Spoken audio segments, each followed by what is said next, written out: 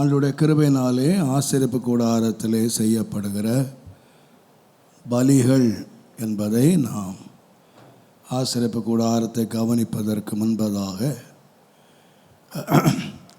ஆசரிப்பு கூடாரத்திலே அந்த பலியை நாம் ஆதியாமத்திலிருந்து பலி எப்படி வந்தது என்பதை நாம் சிந்தித்து கொண்டிருக்கிறோம். தேவனுடைய நாமத்துக்கு மகிமை உண்டாவதாக. இந்த ஏதேனிலே இருந்து இந்த பலிகள் ஒவ்வொன்றாக நாம் சிந்தித்து கொண்டிருக்கிறோம். கடந்த வாரத்திலே நாம் ஈசாக்கு செலுத்தின பலியை குறித்து நாம் சிந்தித்தோம். இந்த வாரத்தில் நம்முடைய முற்பிதாவாகிய யாக்கோபு செலுத்தின பலியை குறித்து நாம் சிந்திக்கலாம் என்று எண்ணுகிறேன். ஆபிரகாம், ஈசாக்கு, யாக்கோபு என்ற முற்பிதாக்கள் செலுத்தின பலிகள் மிக ஆச்சரியமானவைகள். இவைகள் ஆவிக்குரிய அர்த்தம் உள்ளவைகள் என்பதை நாம் கவனித்தோம். இந்த யாக்கோபினுடைய பலியை குறித்து நாம் வாசிப்போமானால், யாக்கோபு ஏறக்குறைய 3 பலிபீடங்களை அவர் கட்டியிருக்கிறார். ஆதி ஆகமத்தின் புஸ்தகம் 33ஆம் அதிகாரம் 20ஆம் வசனத்திலே அங்கே ஒரு பலிபீடத்தை கட்டி அதற்கு ஏல் எல்லாகே இஸ்ரவேல் என்று பெயரிட்டான். 35ஆம் அதிகாரத்தை நீங்கள் வாசிப்பீர்களானால் 7ஆம் வசனத்திலே அங்கே அவன் ஒரு பலிபீடத்தை கட்டி தன் சகோதரனுடைய முகத்துக்கு தப்பி ஓடின பொழுது அங்கே தனக்கு தேவன் தரிசனமானபடியால் அந்த ஸ்தலத்திற்கு ஏல் பெத்தேல் என்று பெயரிட்டான். ஆதியாகமம் 46ஆம் அதிகாரம் 1ஆம் வசனத்தை வாசிப்போமானால், இஸ்ரவேல் தனக்கு உண்டான யாவையும் சேர்த்து கொண்டு புறப்பட்டு பெயர்சபாவுக்கு போய் தன் தகப்பனாகிய ஈசாக்குடைய தேவனுக்கு பலியிட்டான். அன்பின் ஆண்டவரே, நன்றியோடு நாங்கள் உம்மை ஸ்தோத்திரிக்கிறோம். இந்த ஆசீர்வதிக்கப்பட்ட இந்த வேளைக்காக நாங்கள் உமக்கு நன்றி செலுத்துகிறோம். பரிசுத்த ஆவியானவருடைய அற்புதமான கரங்கள் எங்களை தயவாய் தாங்கி ஆசீர்வதித்து வருகிற கிருபைக்காய் ஸ்தோத்திரம். இந்த பலிகளை குறித்து நாங்கள் அறிய வேண்டிய முறையாக அறிந்து உம்முடைய நாமத்தை நேர் மகிமைப்படுத்த கர்த்தர் உதவி செய்யும், நடத்தும், நாமத்தை மகிமைப்படுத்தும். இயேசுவின் நாமத்தில் பிதாவே, ஆமென். தேவனுடைய நாமத்துக்கு மகிமை உண்டாவதாக. ஆதியாகமம் 33ஆம் அதிகாரம் 20ஆம் வசனத்திலும் 35ஆம் அதிகாரம் 7ஆம் வசனத்திலும் 46ஆம் அதிகாரம் 1ஆம் வசனத்திலுமாக 3 பலிபீடங்களை கட்டி 3 பலிகளை அவன் செலுத்தினதாக நாம் யாக்கோபை குறித்து நாம் வாசிக்கிறோம். ஒவ்வொன்றும் வித்தியாசமான தருணங்களிலே வித்தியாசமான நோக்கத்திற்காக அவன் பலிபீடங்களை கட்டி பலி செலுத்தி அந்தந்த இடங்களுக்கு பெயரையும் சூட்டினதாக நாம் வாசிக்கிறோம். பலி செலுத்திட்டு அவன் போயிடலை. அதற்கு பின்னதாக அந்த பெயரில் அந்த ஊரில் ஒரு பலிக்கு பின்பதாக ஒரு பெயர் மாற்றம் அங்கே உண்டாகிறதை நாம் கவனிக்கிறோம். தேவனுடைய நாமத்துக்கு மகிமையும் கனமும் துதியும் உண்டாவதாக. ஆனால் இந்த பலிகளை எல்லாம் நீங்கள் பார்ப்பீர்களானால், இந்த யாக்கோபு செலுத்தின இந்த 46ஆம் அதிகாரம் 1ஆம் வசனத்திலே அவன் எகிப்துக்கு போகிறதற்கு முன்பதாக அவர் பலி செலுத்தினதாக நாம் வாசிக்கிறோம்.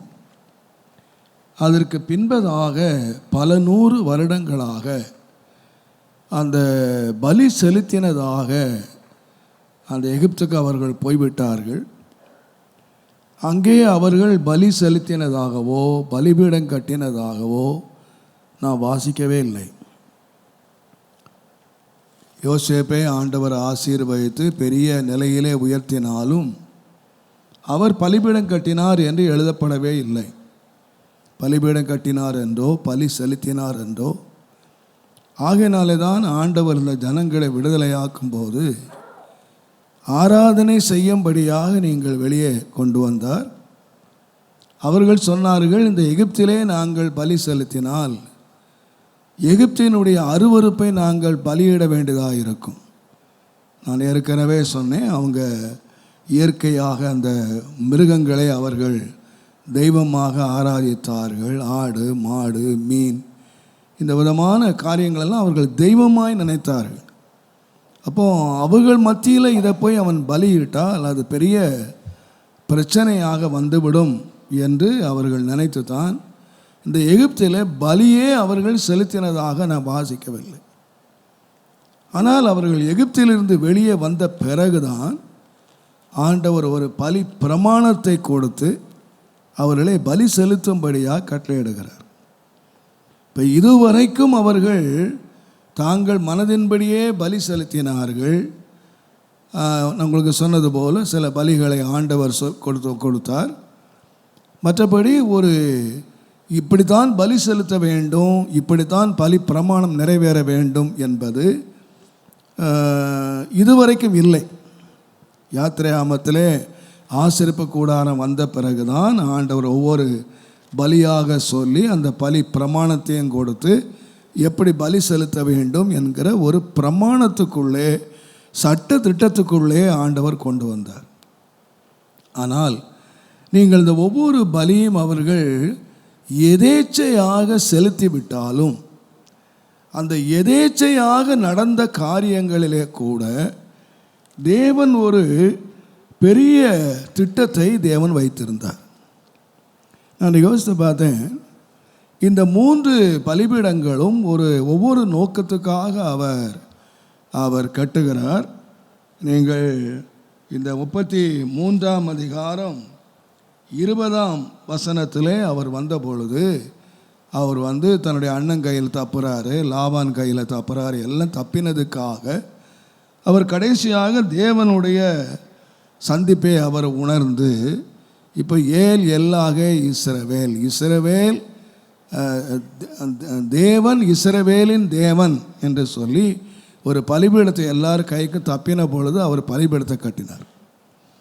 நீங்கள் 35ஆம் அதிகாரத்தில் வருவீர்களானால் தேவனே அவரை வழி நடத்தி நீ பொருத்தனை பண்ணின அந்த பெத்தேலிலே கொண்டு போய் நீ பலி செலுத்து என்று சொன்ன பொழுது அவர் பலி செலுத்தி அந்த இதுக்கு பெத்தேல் என்று சொல்லி அங்கே ஒரு பெயர் வச்சுட்டு போயிட்டார்.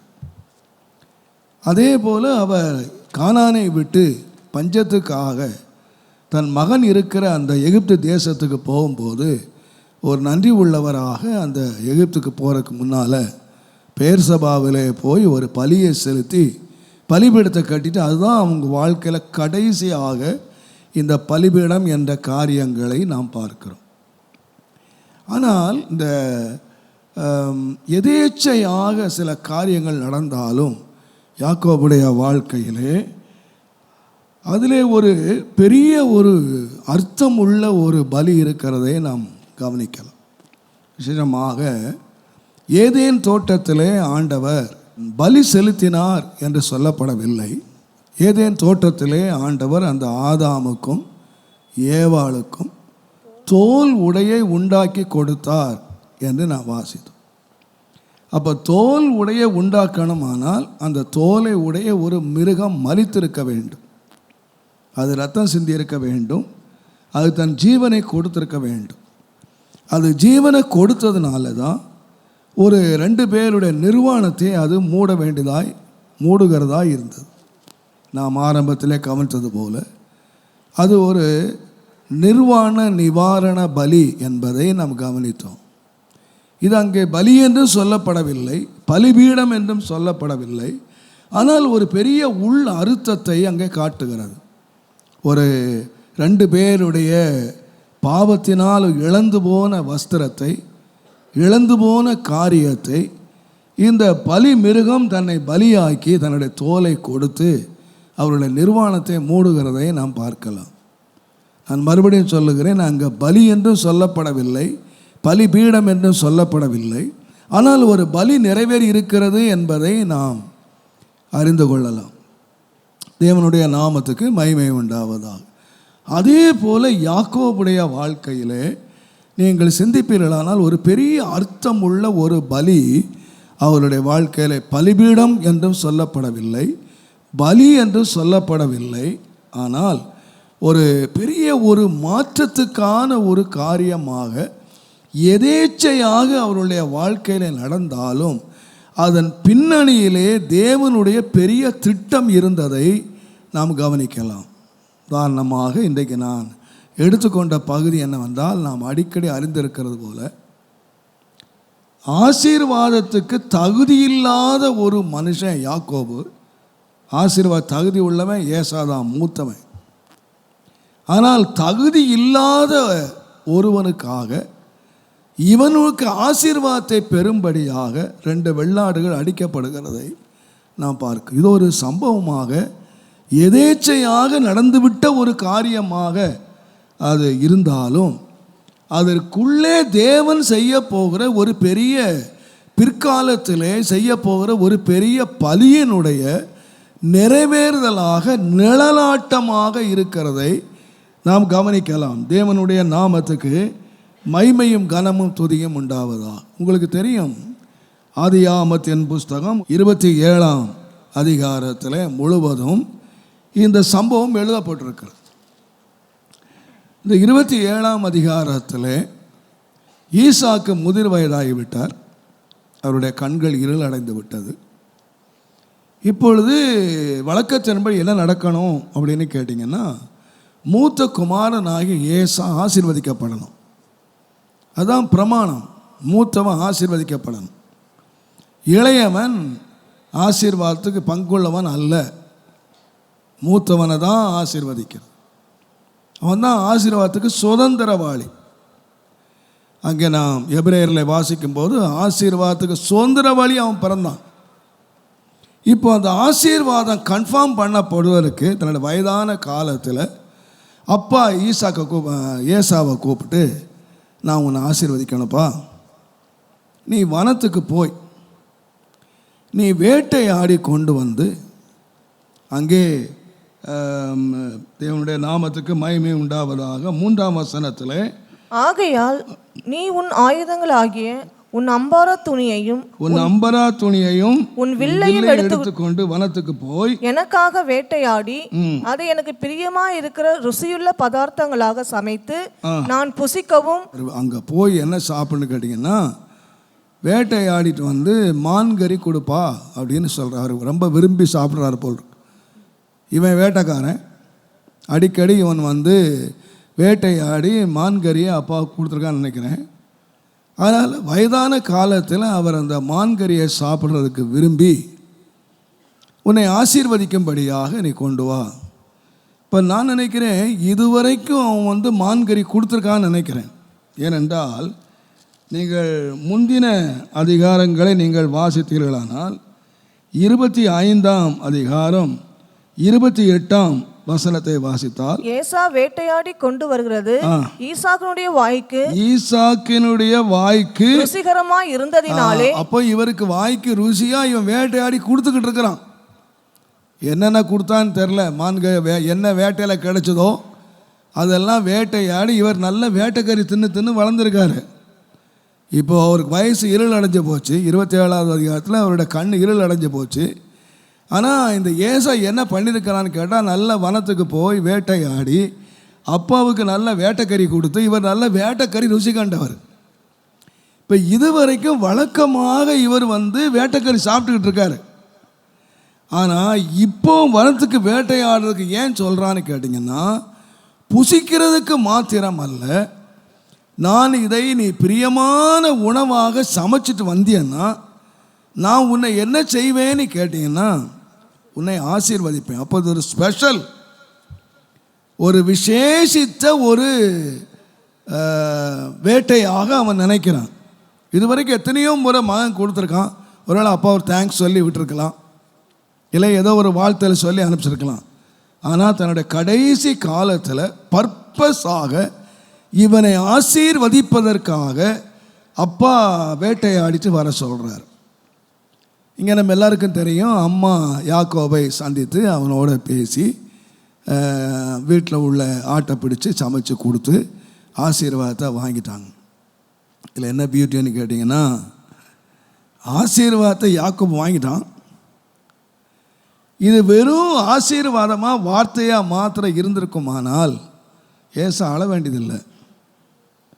எனக்கும் என்னையும் ஆசீர்வதியும் அப்படின்னு சொல்ல வேண்டிய அவசியமே இல்லை. அவனுக்கு தெரியும் அப்பாவுடைய ஆசீர்வாதம் நிரந்தரமானது. அப்பா என்னெல்லாம் சொல்லி அவனை ஆசீர்வதிச்சாரோ அப்பாவே சொல்லிட்டாரு, இதை நான் திருப்ப முடியாதுப்பா, அவன் ஆசீர்வதிக்கப்பட்டவனாக இருப்பான். நான் இதை ஏதோ சாப்பிட்டதுனால, என் வயிறு நிரம்பினதுனால, வாய்க்கு ருசியாக கொடுத்ததுனால நான் ஆசீர்வதிக்கலை.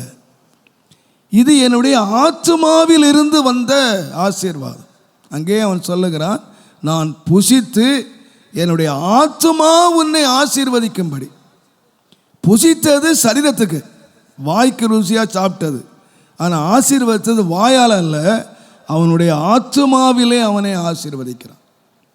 அவனுடைய நீண்ட காலம், அவனுடைய வருங்காலம், அவனுடைய சந்ததி, இவைகள் எல்லாவற்றையும் ஆசீர்வதித்தது தேவ திட்டத்தின்படி அவன் ஆசீர்வதித்தான்.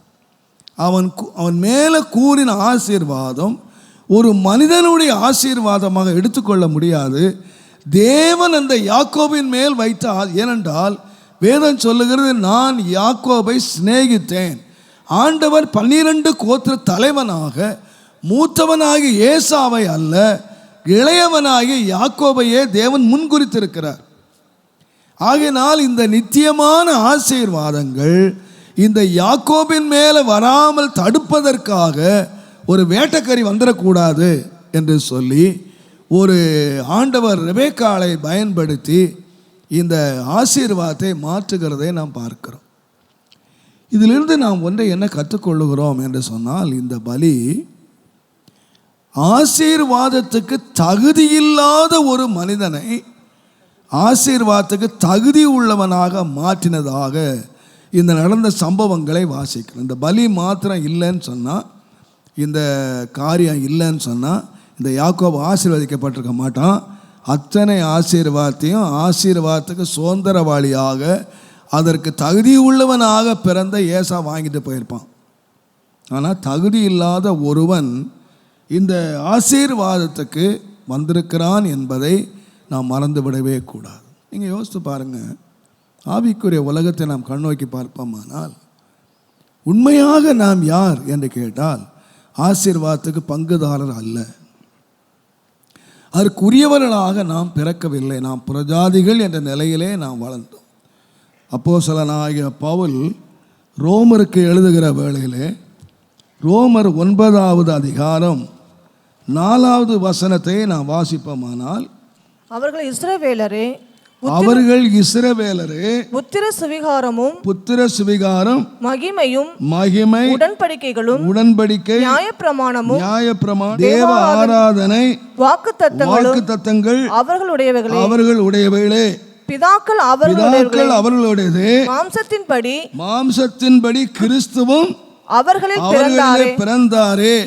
எல்லாமே யாருக்கு தான் உரியதுன்னு கேட்டீங்கன்னா, அவங்க தான் ஆசீர்வாதத்துக்கு பங்குள்ளவர்களாக பிறந்திருக்காங்க.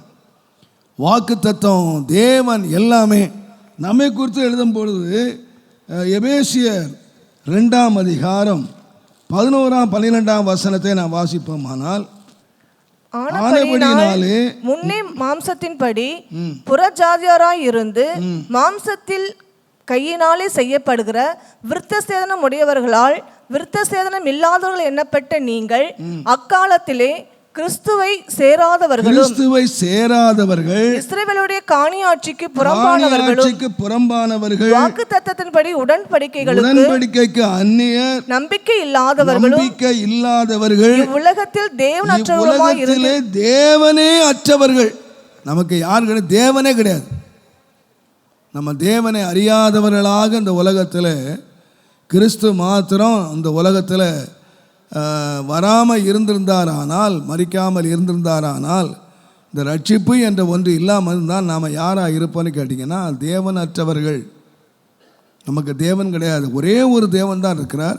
அந்த தேவன் நமக்கு எப்படி சுதந்திரவாளி ஆனார் என்றால் இயேசுவினுடைய பலியினால். அப்போ நான் சொல்லுவேன், நாம் பிரஜாதிகளாகிய நாம் எந்த விதமான வாக்குத்தத்தமான ஆசீர்வாதங்களுக்கு நாம் சுதந்திரவாளி இல்லை. ஆனால் எப்போ இந்த ஆசீர்வாதத்துக்கு நாம் சுதந்திரவாளி ஆனோன்னு சொன்னீங்கன்னா, கிறிஸ்துவின் கல்வாரி சிலுவையில் சிந்தப்பட்ட அந்த பலியினாலே தான் உங்களுக்கு எனக்கு இந்த பாக்கியம் கிடைச்சது. நம்ம வந்து உட்கார்ந்துருக்கோம். ஆசீர்வாதம் எப்படி இருந்துச்சுன்னா, ஒரு பலியினாலே தான் நாம் ஆசீர்வதிக்கப்பட்டிருக்கோம். இதை நல்ல விளக்குகிற ஒரு சம்பவம் தான் இந்த ஈசாக்கு யாக்கோபினுடைய சம்பவம். நீங்கள் இதை ரொம்ப உள்ளார்த்தமாக வாசித்து பார்த்தீங்கன்னா, இதை சாதாரணமாக ஒரு கதையாக நீங்கள் வாசித்துட்டா இது ஒரு சரித்திர சம்பவமாகவே இருக்கும். ஆனால் இதை நீங்கள் வேத வசனத்தின்படி நீங்கள் இதை இணைத்து நீங்கள் வாசித்தீர்களானால், இந்த கல்வாரி சிலுவையிலே செலுத்தப்பட்ட பலி எப்படி தகுதியற்ற ஒருவனாகிய நம்மை ஆசீர்வதித்ததோ அதே விதமாக அன்றைக்கு ரெபெக்காள் எதேச்சையாக அறியாமலே செய்த காரியங்கள் தகுதியற்ற ஒருவனை ஆசீர்வதிக்க பண்ணினது. அவன் தகுதி இல்லாதவன், அவன் ஒரு தந்திரக்காரன், அவன் ஏமாத்துக்காரன், அவன் வந்து பல விதங்களில் நீங்கள் பார்த்தீங்கன்னா நீங்களே கேட்கலாம், இந்த மனுஷனை போய் ஆண்டவர் ஆசீர்வதிச்சுக்காரு, இவெல்லாம் தகுதியா? ஏமாத்துக்காரன், கொள்ளக்காரன், அண்ணனை ஏமாத்தினவன். ஆனால் அவனை ஆசீர்வதித்து கர்த்தரே பெருமையாக சொல்கிறாரு, நான் யாக்கோபினுடைய தேவன் என்று சொல்லக்கூடிய அளவிலே அவனை மறுரூபப்படுத்தி அவனை கொண்டு வந்ததனுடைய காரியங்கள் என்னவென்று கேட்டிங்கன்னா, இந்த தகப்பன் கொடுத்த ஆசீர்வாதம்.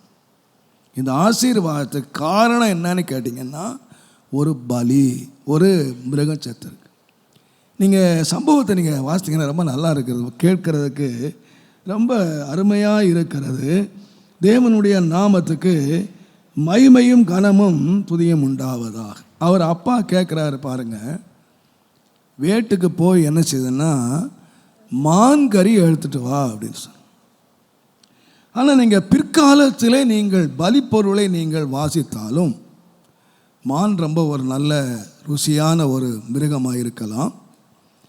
மான் வந்து மனிதர்கள் புசிப்பதற்கு ஆண்டவர் கொடுத்த மிருகங்களிலே ஒன்று. நீங்கள் உபாகமத்தின் புஸ்தகம் 14ஆம் அதிகாரம் 4ஆம் 5ஆம் வசனத்தை நீங்கள் வாசிப்பீர்களானால், நீங்கள் புசிக்க தகும் மிருகங்களாவன மாடு, செம்மறியாடு, வெள்ளாடு, மானும், மான், வெளிமான், கலைமான், வரையாடு, புள்ளிமான், சருகுமான். ஆனால் இவ்வளோ ஆண்டவர் புசிக்கலான்னு சொன்னார். ஆனால் எந்த ஒரு இடத்தில் ஆகிலும் ஒரு மான பலி செலுத்தின்னு ஆண்டவர் சொல்லலை. இஸ்ரவேல் ஜனங்கள் சாப்பிட்றதுக்கு மானை கொடுத்தார். நீ எல்லா புள்ளிமானு, சருகுமானு, அந்த மானு, இந்த மானெலாம் நீ தின்னலாம், உனக்கு அது பரிசுத்தமானது. ஆனால் பிரமாணத்தின் காலத்திலே வரும் பொழுது ஆண்டவர் எங்கேயும் மானை பலி செலுத்த தான் அங்கீகரிக்கிற பலியாக ஏற்றுக்கொள்ளலை. நீங்கள் எங்கே வாசித்தாலும் மாடும் ஆடும் புறா குஞ்சுகளும் தான் பலிபீடத்திலே ஏறத்தக்கதாக தேவன் வச்சிருக்கார். பலிபீடத்திலே ஆண்டவர் மானை அங்கீகரிக்கல. இஸ்ரவேல் ஜனங்கள் புசிக்கிறதுக்கு மானை கொடுத்தார். ஆனால் பலிபீடத்திலே பலி செலுத்துவதற்கும் பாவ நிவாரணம் உண்டாக்குறதுக்கும் என்னதான் ஆண்டவர் கொடுத்தார்னா, இளங்காளை ஆட்டு மாட்டிலிருந்து தான் கொடுத்தாரே தவிர ஆண்டவர் இந்த சருகுமானு, புள்ளிமானு, இந்த மானெல்லாம் ஆண்டவர் வந்து பலி பொருளாக கொடுக்கல. இப்போ ஈசாக்கு வந்து தேவனால் தெரிந்து கொள்ளப்பட்ட மனுஷனாக இருந்தாலும் ஆசீர்வாதத்தை கொடுப்பதற்கு அவன் தெரிந்து கொண்ட மிருகம் என்னன்னு கேட்டிங்கன்னா மான். ஆனால் இதை தேவன் பலியாக அங்கீகரிக்கவில்லை. அவர் வாய்க்கு ருசியாக இருக்கலாம், அவர் வாய்க்கு சந்தோஷத்தை உண்டாக்கலாம், அவருக்கு நல்ல சாப்பாடாக இருக்கலாம். பட் தேவனுடைய தீர்மானம் இந்த பலி இந்த ஆசீர்வாதத்துக்கு தகுதி இல்லாத ஒரு மனுஷனை ஆசீர்வாதத்துக்குள்ள கொண்டு வரணுங்கிற தேவனுடைய தீர்மானம். ஆகையினால ஆண்டவர் இந்த பலிப்பொருளாகி இந்த மானை வெறுத்து ஒரு சப்ஜெக்டுக்குள்ள அவனை கொண்டு வரார். எதுக்குள்ள கொண்டு வந்தார்னா, அவங்க அம்மா சொல்கிறாங்க பாருங்க, ஆதியாகமம் 27ஆம் அதிகாரம் 20ஆம் வசனத்தை வாசித்து பாருங்க. அப்பொழுது ஈசாக்கு தன் குமாரனை நோக்கி, அவருடைய குமாரனை நோக்கி, என் மகனே, இது உனக்கு இத்தனை சீக்கிரம், அவர் நினைக்கல இவ்வளவு சீக்கிரமா நமக்கு சாப்பாடு வந்துடும். ஏன்னா வனத்துக்கு போயிருக்கிறான், வேட்டை ஆடி அதை கொண்டு வந்து அதை சமைச்சு ரொம்ப நேரம் ஆகும்னு நினைச்சாரு. ஆனால் ரொம்ப சீக்கிரம் வந்துடுச்சு. இவர் ஆச்சரியமாக கேட்குறாரு, மகனே இது உனக்கு எப்படி இவ்வளவு சீக்கிரமாய் கிடைச்ச? அவன் சொல்ற வார்த்தையை பாருங்க. அவன் உம்முடைய தேவனாகிய கர்த்தர் எனக்கு நேரிட பண்ணினார். ஒரு பெரிய ஒரு சப்ஜெக்ட் அவன் சொல்றான். இது உண்மை, அதுதான். இது நேரிட பண்ணினார். இவ்வளவு சீக்கிரம் வந்து உங்கள்கிட்ட கொடுக்கறதுக்கு இதில் யார் இடைப்பட்டான்னா அம்மா இல்லை, இது ஒரு மனுஷ கரம் இல்லை. அவனுக்கு தெரிஞ்சது இதில் ஏதோ ஒரு பெரிய மர்மம் இருக்கு. நான் ஆசீர்வதிக்கப்பட்டவனா, நான் ஆசீர்வாதத்துக்கு தகுதி இல்லாத ஒரு மனுஷன். எனக்கு நல்லாவே தெரியும், அப்பா என்னை தடவி பார்ப்பாரு, நான் தந்திரக்காரனாக நான் எனக்கு தவறான ஆளாக காணப்படுவேன்னா ஆசீர்வாதத்துக்கு பதிலாக சாபம் என் மேலே வரும்னு அவனுக்கு தெரியும். அவங்க அம்மாட்ட சொல்கிறான், மம்மி இந்த பலி ஒன்று நீ சொல்கிறபடி நடந்தா இது ஆசீர்வாதத்தை கொண்டு வரும், ஆனால் அப்பா விரும்புகிறபடி ஏதாவது நடந்துடுச்சுன்னா இது சாபத்தை கொண்டு வரும். அப்போ ஒன்று தெரியும், இந்த பலி நீங்கள் சாதனை நினச்சிடக்கூடாது. இந்த பலியில் 2 நடக்கும். ஒன்று, இந்த திட்டம் சரியாக பறிச்சிட்டா இவன் ஆசீர்வாதம் வைப்பான், இல்லைன்னா பரவாயில்ல எப்படியா போச்சுன்னு இல்லை, நிச்சயமாக இது அடுத்த வேலையை செய்திடும். என்ன வேலையை கொண்டுரும்? அப்போ 2ல் 1 நடக்கும். அப்போ இந்த பலி சாதாரண பலி நினச்சிடக்கூடாது, சாதாரண சாப்பாடை நினச்சிடக்கூடாது. இவன் பயத்தோடு தான் போகிறான், பலியை எடுத்துட்டு இந்த சாப்பாடு எடுத்துகிட்டு அப்பாட்ட போகிறான். இது எனக்கு ஆசீர்வாதத்தை கொண்டு வருமா, எனக்கு சாபத்தை கொண்டு வருமாங்கிற கேள்வியோடு தான் போகிறான். ஆனால் அவனுக்கு ஒன்று தெரிந்தது, அப்பாட்ட சொல்கிறான், அப்பா இது எப்படிப்பா உனக்கு நேரம் சீக்கிரம் கிடைச்சது என்று சொன்னால் அவன் சொல்லுகிறான், இந்த காரியத்தை நேரிட பண்ணினது யாருன்னு கேட்டால் தேவன். உண்மையாக நீங்கள் இதை நீங்கள் யோசித்து பார்த்தீங்கன்னு சொன்னால் இதில் மனித யுக்தியின்படி மனித ஆலோசனையின்படி நடந்து விட்டதாக நீங்கள் நினைத்தாலும், ஆனால் அதில் ஒரு பெரிய தேவனுடைய தீர்மானத்தை தேவன் வைத்திருந்தார். தேவன் தம்மிடத்திலே அன்பு கூறுகிறவர்களுக்கு சகலமும் நன்மைக்கு ஏதுவாக நடக்கிறது என்று சொல்லியிருக்கிறது போல தேவன் ஈசாக்கு யாக்கோபை நேசித்தார், சிநேகித்தார் என்று சொல்லி, அந்த சிநேகித்தவனுடைய வாழ்க்கையிலே இது தற்செயலாய் நடந்த ஒரு காரியமாக இருந்தாலும் அவன் பிற்காலத்திலே ஆசீர்வாதத்துக்கு இது நடந்த ஒரு காரியம். ஏனென்றால் நல்லா கவனிங்க, அவன் வேட்டையாடி கொண்டு எனக்கு மான்கறி கொடுன்னு சொன்னான். ஆனால் அம்மா சொல்கிறாங்க, தேவனுடைய நாமத்துக்கு மகிமை உண்டாவதாக. 27ஆம் அதிகாரம் தயவு செய்து நீங்கள் 9ஆம் வசனத்திலிருந்து நீங்கள் வாசிப்பீர்களானால், நீ ஆட்டு மந்தைக்கு போய் 2 நல்ல வெள்ளாட்டு குட்டிகளை கொண்டு வா, நான் அவைகளை உன் தகப்பனுக்கு பிரியமானபடி. அந்த ஆளுக்கு 2 குட்டி வேணுமா? அவன் என்ன அப்படி சாப்பாட்டு வெறியன்? அவன் ஒரு ஆளுக்கு ஒரு சாப்பிட்றதுக்கு 2 வெள்ளாடை அவன் திங்க முடியுமா சொல்லுங்க? நம்ம ஆட்டை போல் அந்த உள்ள ஆடுலாம் இல்லை, நல்ல வெயிட்டான ஆடுங்க. இந்த ஆள் 2 ஆட்டை தின்றுப்பாரா? நீ போய் ஒரு ஆட்டை பிடிச்சிட்டு வாடா. அவன் கேட்டது அவன் பிடிக்க. இப்போ ஏசா என்னத்தை கொண்டு வர போகிறான்? 1 மான் தான் கொண்டு வர போகிறான். 10 மானா கொண்டு வர போகிறான்? இல்லை, 1 மானை வேட்டையாடி கொண்டு வர போகிறான். இந்த அம்மா என்ன சொல்லியிருக்கணும்? டேய், ஓடி போய் உங்கள் அப்பாவுக்கு சாப்பாடு பண்ணி தரேன், ஒரு வெள்ளாட்டை பிடிச்சிட்டு வாடான்னு சொல்லியிருக்கணும். ஆனால் அம்மா சொல்கிறா, எத்தனை வெள்ளாட்டை பிடிக்கணுமா? நீங்கள் நினச்சிக்காதீங்க, இந்த ஆளுக்கு அவ்வளோ பெரிய வயிறு நினச்சிக்காதீங்க. 2 வெள்ளாட்டு கூட்டிய திங்கிற அளவுக்கு இந்த ஈசாக்கு பெரு வைத்து சோம்பேறி இல்லை. இந்த 2 வெள்ளாடு என்று சொல்லுகிறது பலி பிரமாணத்தில் மிக முக்கியமானது. பலி பிரமாணத்தில் மிக முக்கியமானது. நம்முடைய ஆண்டவராக இயேசுவை நீங்கள் வாசிக்கும் போது இந்த பாவத்தை சுமந்து தீர்க்கிற தேவ ஆட்டுக்குட்டி என்பதை பிற்காலங்களிலே அவன் சொன்னான். இந்த பலியில் அதை நீங்கள் நிறைவேறினதை நீங்கள் அதை வாசிக்கலாம். இது எதேச்சையாக ஏதோ சமையல் ஏதோ பண்ணாங்க, இது சமைச்சாங்க, ஆட்டை வெட்டினாங்க என்று சொல்லி நீங்கள் வாசித்தாலும் இந்த தகுதியற்ற ஒருவனை ஆசீர்வதிக்கிறதுக்கு 1 ஆட்டுக்குட்டி போதாது, 2 ஆட்டுக்குட்டி வேணும். 2 ஆட்டுக்குட்டி பலி செலுத்தினாதான் சாபம் நீங்கி இவனுக்கு ஆசீர்வாதம் வரும். நீங்கள் இதை பிற்காலங்களிலே ஆண்டவர் பிரமாணமாய் கொடுத்த காரியங்களை நீங்கள் வாசிக்க ஆச்சரியமாக இருக்கும். ஆண்டவர் பலி பிரமாணத்தை கொடுக்கும்போது நீங்கள் லேவியராகமத்தின் புஸ்தகம் 16ஆம் அதிகாரத்தில் பாவத்தை போக்குவதற்காக ஆண்டவர் எடுக்கிற அந்த பலி பிரமாணத்தை நீங்கள் வாசித்தீங்கன்னா, நீங்கள் வீட்டில் போய் லேவியராகமம் 16ஆம் அதிகாரம் முழுவதையும் நீங்கள் வாசித்து பாருங்கள். நான் அதில் 1-2 வசனங்களை நானே வாசிக்கிறேன் பாருங்கள்.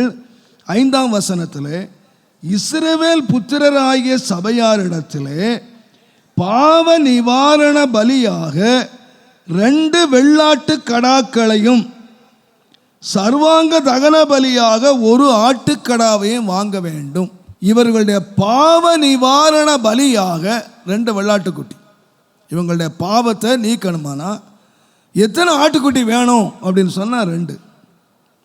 இந்த 2 ஆட்டுக்குட்டி நிறைவேற என்ன கேட்டிங்கன்னா, இதை எப்படி பாவத்தை போக்கும் என்று சொன்னால், நீங்கள் 16ஆம் அதிகாரம் 15வது வசனத்தில் ஜனத்தினுடைய பாவ நிவாரண பலியான வெள்ளாட்டு கடாவை அவன் கொன்று அதன் இரத்தத்தை திரைக்கு உட்புறமாக கொண்டு வந்து காளையின் இரத்தத்தை தெளித்தது போல அதன் இரத்தத்தையும் கிருபாசனத்தின் மேல் அதற்கு முன்பாகவும் தெளித்து. 2 ஆட்டை பிடிக்கணும். 1 ஆட்டை என்ன செய்யணும்னா பலிபீடத்து முன்னால் கொல்லணும். அது ரத்தத்தை சிந்தணும். அந்த ரத்தத்தை எடுத்துக்கொண்டு போய் அந்த பலிபீடத்திலே கிருபாசன தண்டையிலே இதையெல்லாம் அவன் தெளிக்கணும். தெளித்தா இது 1 ஆடு. 2வது ஆடை என்ன செய்யணும் என்று கேட்டால், தேவனுடைய நாமத்துக்கு மகிமை உண்டாவதாக 16ஆம் அதிகாரத்தில் 21 வாசித்தால், அதன் தலையின் மேல் ஆரோன் தன்னுடைய 2 கைகளையும் வைத்து அதன் மேல் இஸ்ரவேல் புத்திரருடைய சகல அக்கிரமங்களையும் அவர்களுடைய எல்லா பாவங்களினால் உண்டான அவர்களுடைய சகல மீறுதல்களை அறிக்கையிட்டு அவைகளை வெள்ளாட்டு கடாவினுடைய தலையின் மேல் சுமத்த வேண்டும். எல்லாரும் பாவங்க 1 ஆட்டை கொன்னுட்டாங்க. பாவ நிவாரண பலிக்காக 1 ரத்தம் சிந்திடுச்சு, 1 கொன்று ரத்தத்தை சிந்தியாச்சு. இன்னொன்று என்ன நடக்குன்னு கேட்டிங்கன்னா, 1 ஆட்டை பிடிச்சிட்டு வரான். 2வது ஆட்டை பிடிச்சிட்டு வந்து அது தலையின் மேலே கைகளை வைக்கிறான். கைகளை வைத்து இந்த ஜனங்களும் இந்த ஆசாரியர்களும் தங்களுடைய பாவங்களை அறிக்கையிட்டு இந்த பாவத்தை எல்லாம் அதை நீக்கும்படியாக எல்லா பாவத்தையும் அதன் மேலே சுமத்தினார். அது மேலே அது இப்போ சுமக்குது. பாவத்தை சுமந்துக்கிட்டு இப்போ என்ன ஆகுதுன்னு கேட்டிங்கன்னா, வேதம் சொல்லுகிறது, அவைகள் ஆழ்வசமாய் வனாந்தரத்துக்கு அனுப்பிவிட கடவன். இந்த வெள்ளாட்டுக்கடா அவருடைய அக்கிரமங்களை எல்லாம் தன்மேல் சுமந்து கொண்டு குடியில்லாத தேசத்துக்கு போக வேண்டும். அப்போ 2 பால் நடக்கணும். 1, இவனுடைய ரத்தத்தை சிந்தி, தன்னுடைய ரத்தத்தை சிந்தி இந்த ரத்தம் எங்கே போகணும்னா தேவனுடைய அந்த பலிபீடத்தில், அந்த ஆசரிப்பு கூடாரத்தில் பலி செலுத்தப்படும். இன்னொன்று, அந்த ஆடு சாகாமல் உயிரோடு எங்கே போகணும்னு கேட்டிங்கன்னா குடியில்லாத இடத்துக்கு போகணும். இந்த பாவத்தை சுமந்து கொண்டு குடியில்லாத இடத்துக்கு போகணும். இந்த 2 காரியம் நிறைவேறினாதான் இந்த மனுஷனுடைய பாவம் நிவர்த்தி ஆகும். அப்போ ஒன்று ஜீவனை கொடுக்குது, ஒன்று உயிரோடு சுமந்து கொண்டு பனாந்தரத்து போகுது. இந்த 2 காரியம் எங்கே நடந்ததுன்னு கேட்டிங்கன்னா இயேசுனுடைய பலியிலே நடந்தது. அப்போ அதுக்கு என்ன வேணும்னு கேட்டிங்கன்னா 2 ஆடு வேணும். ஆகையினால தான் வேதம் சொல்லுகிறது. இந்த நிறைவேறுதலை பற்றி சொல்லும் பொழுது நீங்கள் எபிரேயரின் புஸ்தகம் 13ஆம் அதிகாரம் 12ஆம் வசனத்தை நீங்கள் வாசிப்பீர்களானால், இயேசுவும் நம்முடைய சொந்த இரத்தத்தினாலே, தம்முடைய சொந்த இரத்தத்தினாலே ஜனத்தை பரிசுத்தம் செய்யும்படியாக நகர வாசலுக்கு புறம்பே பாடுபட்டார். வெளியில ஆசரிப்பு கூடாரம் எங்க இருக்கு? அவங்களுடைய ஆலயம் எங்க இருக்கு? சென்டர், நகரத்தினுடைய சென்டர். அவங்களுடைய பாளையம் சுற்றி இருக்கிறாங்க. நம்ம முன்னாலே உங்களுக்கு சொன்னேன், ஆசரிப்பு கூடத்துக்கு பார்த்தீங்கன்னா அவருடைய பாளையம் சுற்றி இருக்கு. சென்டரில் தேவனுடைய ஆலயம் இருக்கு. ஆனால் இப்போ ஆண்டவர் இப்போ எங்கே அனுபவிச்சாரு கேட்டிங்கன்னா சென்டரில் இல்லை, நம்முடைய பாவத்தை சுமந்து கொண்டு எங்கே போனார்னா நகரத்துக்கு புறம்பே அவர் போனார்.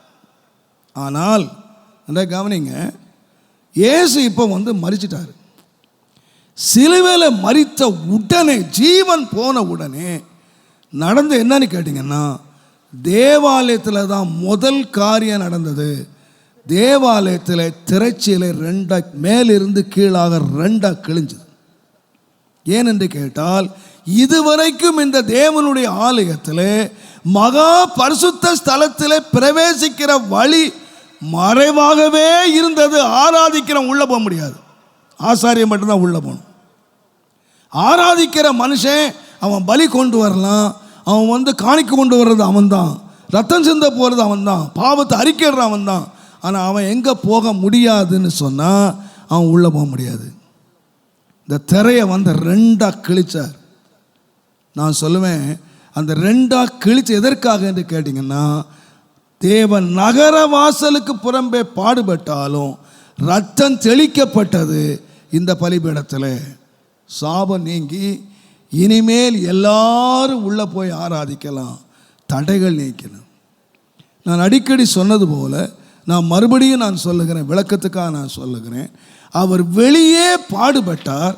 ஆனால் இன்னொரு விதத்தை நீங்கள் எடுத்துக்கொண்டீங்கன்னா யோவான் எழுதின சுவிசேஷம், தேவனுடைய நாமத்துக்கு மகிமை உண்டாவதா, இது ஒரு பெரிய நமக்கு நாம் அறிந்து கொள்ள வேண்டிய ஒரு விஷயம்.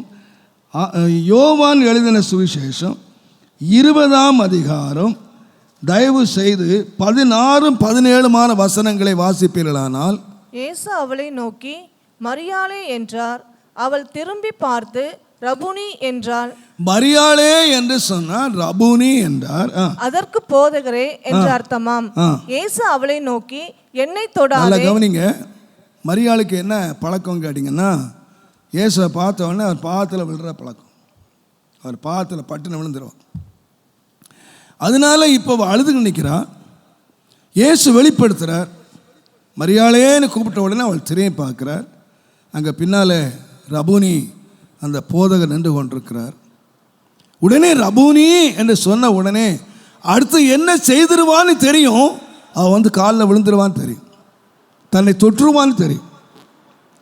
அதனால என்ன சொன்னார், இப்போ என்ன செய்யாத, என்னை தொடாதே. ஏன் தொடக்கூடாதுன்னா நான் இன்னும் என்னுடைய பிதாவினுடைய வீட்டுக்கு நான் என்ன செய்யல, ஏறி போகவில்லை. நீ என் சகோதரனிடத்திலே போய் நான் என் பிதாவினிடத்துக்கும் உங்கள் பிதாவினிடத்துக்கும் என் தேவனிடத்திற்கும் ஏறி போகிறேன். ஏறி போவேன்னு சொல்லல, போய்கிட்டு இருக்கேன். இப்போ நான் என்ன செய்கிறேன்னு கேட்டிங்கன்னா 3ஆம் நாள் உயிரோடு எழுந்துட்டார். தன்னுடைய சரீரத்திலே மரணத்தினாலே இரத்தத்தை புறம்பே பாளையத்துக்கு புறம்பே தன்னுடைய பாவத்தை நம்ம எல்லாருடைய பாவத்தையும் சுமந்துட்டு ஒரு ஆடு வனாந்திரத்துக்கு போச்சு. புறம்பாக பட்டணத்துக்கு வெளியே போனார். சரீர பிரகாரமாக உங்களுடைய பாவத்தையும் என்னுடைய பாவத்தையும் சுமந்துட்டு ஒரு வெள்ளாட்டுக்கடா புறம்பே பட்டணத்துக்கு வெளியே போச்சு. இது சரீரத்திலே சுமந்து கொண்டு அவர் போனது. ஆனால் என்ன நடக்கணும்னு கேட்டிங்கன்னா, இன்னொன்று நடக்கணும். ஒரு ஆடு செத்து அதனுடைய ரத்தம் பலிபீடத்தில் தெளிக்கப்படணும். அப்போ தான் இந்த எவன் ஆட்டை செலுத்தினானோ அந்த இஸ்ரவேல் ஜனங்களுடைய பாவம் மன்னிக்கப்படும். இப்போ தேவன் வெளியே தன்னுடைய சரீரத்தில் நம்முடைய பாவங்களெல்லாம் சுமந்துட்டு வெளியே போயிட்டார். புறம்பாக நகர வாசலுக்கு புறம்பே வெளியே பாடுபட்டு தன்னுடைய சரீரத்தை எல்லாம் சுமந்துட்டு போயிட்டார். ஆனால் இன்னொரு காரியம் நடக்கணும். பரிசுத்த ஸ்தலத்தில் அந்த ஆட்டினுடைய ரத்தம் தெளிக்கப்படணும். தெளிக்கப்பட்டால்தான் நான் சொல்லுவேன் நம்முடைய பாவம் மன்னிக்கப்படும், நாம் ஆசீர்வதிக்கப்படுவோம். இப்போ ரெண்டாவது காரியம் செய்யணும். அதான் வேதம் சொல்லுது, அவர் மெய்யான கூடாரத்திலே பிரவேசித்தார். ஆசரிப்பு கூடாரம் சும்மா ஆலைக்கு வச்சது. மெய்யான கூடாரம் எங்கே இருக்குன்னா மேலே இருக்கு. இந்த மலையிலே காண்பிக்கப்பட்ட மாதிரியின்படி நீ ஆசரிப்பு கூடாரத்தை உண்டாக்குன்னு மோசேக்கு சொன்னது, மலையில் இருக்கிற ஒன்றை பார்த்து அதன்படி தான் அவன் செய்தான். அப்போ இந்த கூடாரம் எங்கே இருந்ததுன்னு கேட்டிங்கன்னா பரலோகத்தில் இருக்குது. அதான் மெய்யான கூடாரம், மெய்யான ஆலயம் அங்கே இருக்குது. அப்போ சொல்கிறாரு, என்னை தொடாத, என்னை யார் இப்போ தொடக்கூடாது. நான் இப்போ எங்கே போகணுன்னு கேட்டிங்கன்னா என் பிதாவின் இடத்துக்கு நான் போகிறேன். உங்கள் பிதாவின் இடத்துக்கும் என்னுடைய பிதாவின் இடத்துக்கும், உங்களுடைய தேவன் இடத்துக்கும் என்னுடைய தேவன் இடத்துக்கும், கர்த்தருடைய நாமத்துக்கு. அங்கே சொல்கிற வார்த்தையை யோசித்து பாருங்கள். இதுவரைக்கும் அந்த வார்த்தை அவர் சொல்லலை. இந்த மரணம் நம்மை அவரை தேவனை யாராக மாற்றிடுச்சு? என் பிதா உன் பிதா, என் பிதா உன் பிதா ஒன்று தான். நாம் யார் ஆகிட்டோன்னா, நீ இன்றைக்கி யார் ஆகிட்டேன்னா ரத்தத்தினால நீ நம்ம பிள்ளை ஆகிட்ட, தேவனுடைய பிள்ளை ஆகிட்ட. நான் மூத்த சகோதரன், நீங்கள் என்னுடைய சகோதரர்கள் ஆயிட்டீங்க. நான் இப்போ எங்கே போகிறேன்னா ஏறி போகிறேன். அவர் எதுக்காக ஏறி போனார்னா, எழுத்தின்படியே மெய்யான கூடாரத்திலே அவர் பிரவேசித்து தம்முடைய ரத்தத்தை தேவன் தெளித்து, அடுத்த வசனம் சொல்லுகிறது கீழே பார்த்தீங்கன்னா, அவங்க தங்கியிருக்காங்க சாயங்கால வேளையில். அங்கே போய் சீசர்களை பார்த்து என்னை தொட்டு பாருங்கன்னு சொல். இப்போ தொடுவதற்கு அனுமதி கிடைத்தது. மனுஷன் தொடுவதற்கு எப்போ அனுமதி கிடைச்சது அப்படின்னு சொன்னீங்கன்னா, பழைய ஏற்பாட்டு காலத்தில் நம்ம பலியை பற்றி அங்கே விசாரிக்கும் போது பார்க்கலாம். அவனை யாருமே தொடக்கூடாது. அவன் பலி செலுத்தி முடிக்கிற வரைக்கும் ஆசாரனை யாரும் தொடக்கூடாது. அவன் தனிமையாக நின்று பலி செலுத்தணும். இயேசு இப்போ பாவத்தை ஒரு ஆடு சுமந்துட்டு வெளியே போச்சு. இப்போ உயிர்த்தெழுந்தவராக பரிசுத்தராக நமக்காக பரத்திலே போய் தம்முடைய குற்றமில்லாத மாசற்ற இரத்தத்தை இந்த அழிந்து போகிற கூடாரத்திலே அல்ல, மெய்யான கூடாரத்திலே அவர் செலுத்தி இப்போ சொன்னார், என்னை தொட்டுப்பார். அப்போ அவருடைய மரணம் 2 காரியத்தை நிறைவேற்றுச்சு. ஒன்று பாவத்தை சுமந்தது, இன்னொன்று பாவத்தை நிவர்த்தி செய்தது. இனிமேல் பாவமே இல்லை என்கிற ஒரு நிவர்த்தி எங்கே உணர்ந்ததுன்னா, மெய்யான கூடாரத்தில் அவர் பிரவேசித்ததினாலே. ஆகையினாலே தான் இங்கே நாம் யாக்கோபினுடைய பலியிலே, இந்த ரெபெக்காளுடைய பலியிலே 2 ஆட்டுக்குட்டிகளை அவள் கேட்டதாக நாம் வாசிக்கிறோம். தேவனுடைய நாமத்துக்கு மகிமை உண்டாவதாக. அது மாத்திரம் நான் உங்களுக்கு சொன்னது போல பசிக்காக அவன் கேட்கல. பசிக்காகவோ தேவைக்காகவோ வாய்க்கு ருசியாக சாப்பிட்ணும், கடைசி காலத்தில் வாய்க்கு ருசியாக சாப்பிட்டு சாகணும் கேட்கல. ரீசன், அவன் கொண்டு வர சொல்லுகிற ரீசன் என்னன்னு கேட்டிங்கன்னா, நான் புசித்து உன்னை ஆசீர்வதிக்கணும். அப்போ அப்பாவுடைய நோக்கம் என்னன்னு கேட்டிங்கன்னா, இந்த மான் செத்து இந்த மான் எனக்கு உணவாக மாறும்போது என்னுடைய ஆத்மா என்ன செய்யும்? உன்னை ஆசீர்வதிக்கும். அப்போ தான் ரெபேக்கா நினச்சா, இவன் மானை தின்னு ஆசீர்வதிக்கூடாது, பலி பொருளாக ஆட்டுக்குட்டிகளை இவர் சாப்பிட்டு இதனால் ஆத்மா ஆசீர்வதிக்கப்படணும் அப்படின்னு ரெபேக்காள் விரும்பினாள். நான் பொதுவாக விசுவாசிக்கிறேன், இது வெறும் புசிப்புக்காக அல்ல, ஒரு ஆசீர்வாதத்துக்காக. அப்படியானால் இந்த பலிக்குள்ளே என்ன இருந்ததுன்னு கேட்டிங்கன்னா ஒரு ஆசீர்வாதம். இதுவரைக்கும் ஏசா சாப்பாடு கொடுத்துருப்பான், இதுவரைக்கும் ரெபேக்காள் தான் சமைச்சு கொடுத்துருக்குறா. அப்பாவுக்கு என்ன, புருஷனுக்கு என்ன பிடிக்கும்னு ஏசாவை காட்டிலும் யாக்கோபை காட்டிலும் அறிஞ்சவா யாருன்னு கேட்டீங்கன்னா இந்த அம்மா தான். இந்த அம்மா எத்தனை வகையாக சமைச்சு கொடுத்துருப்பா, எத்தனை வகையாக அந்த அம்மாவுக்கு அவர் பொரிச்சு கொடுத்துருப்பா. இவர் என்ன விரும்பி சாப்பிடுவார் அப்படின்னு நல்லா உண்மையாக அறிஞ்சது யாருன்னு கேட்டிங்கன்னா இந்த ரெபேக்கா தான். இத்தனை வருஷம் இந்த மனுஷன் கண்ணு போகிற வரைக்கும் இந்த மனுஷன் சாப்பிட்டு இருந்தாலும் ஒரு நாள் இந்த சாப்பாடு ஒருவர் மேலே ஆசீர்வாதத்தை கொண்டு வந்ததில்லை. அவருடைய சரீரத்தை வளர்த்தது, அவருக்கு பிரியமாக இருந்தது. ஒரு நாளாயில் ஒரு காட் பிளஸ் யூன்னு சொன்னதில்லை. சாப்பிட்டார், நல்லா இருந்துன்னு போயிட்டார். ஆனால் இவர் கடைசியாக ஒரு சாப்பாடை சாப்பிட விரும்புகிறாரு. இந்த சாப்பாடு என்னத்தை கொண்டு வரும் அப்படின்னு கேட்டிங்கன்னா, இந்த பலி அல்லது இந்த மான் எதை கொண்டு வரும்னு கேட்டிங்கன்னா இது ஆசீர்வாதத்தை கொண்டு வரும். ஏன் அப்பா மகனை இங்கே வாடா, எனக்கு கண்ணு போயிடுச்சு, இனிமேல் நான் சீக்கிரம் போயிடுவேன்னு நினைக்கிறேன், ஆனால் நீ மூத்த பையன் இங்கே வா என்று சொல்லி அவனை ஆசீர்வச்சிருக்கலாம். அதான் நடைமுறை. நீங்கள் பின்னாலே அந்த யாக்கோபு அவருடைய பிள்ளைகளை எல்லாம் ஆசீர்வதிக்கும் போது ஒருத்தனையாவது கூட்டு மான் கொண்டு வா, ஆடு கொண்டு வான்னு சொல்லலை. இல்லை, அங்கே யோசேப்பு தான் உட்கார்ந்துருக்கானே, அந்த யோசேப்பை கூப்பிட்டு, ஏடா எனக்கு எங்கள் அப்பா என்னை மான் சாப்பிட்டு ஆசீர்வதிக்க விரும்பினார், எங்கள் அம்மா ஆடு கொடுத்து ஏமாற்றி வச்சா, நீ என்னத்தையாவது அங்கே எகிப்தில் உள்ள நல்ல ஒரு பொருளை கெடுத்து எனக்கு கொடு, நான் சாப்பிட்டு ஒன்று ஆசீர்வதிக்கிறேன் இவர் சொல்லலை. ஆனால் ஈசாக்கினுடைய ஆசீர்வாதம் இந்த சாப்பாட்டுக்குள்ளே, இந்த பலிக்குள்ளே என்ன இருந்ததுன்னு கேட்டிங்கன்னா ஒரு பிளஸ்ஸிங், ஒரு ஆசீர்வாதம் இந்த இதுக்குள்ளே இருந்தது, இந்த பலிக்குள்ளே இருந்தது.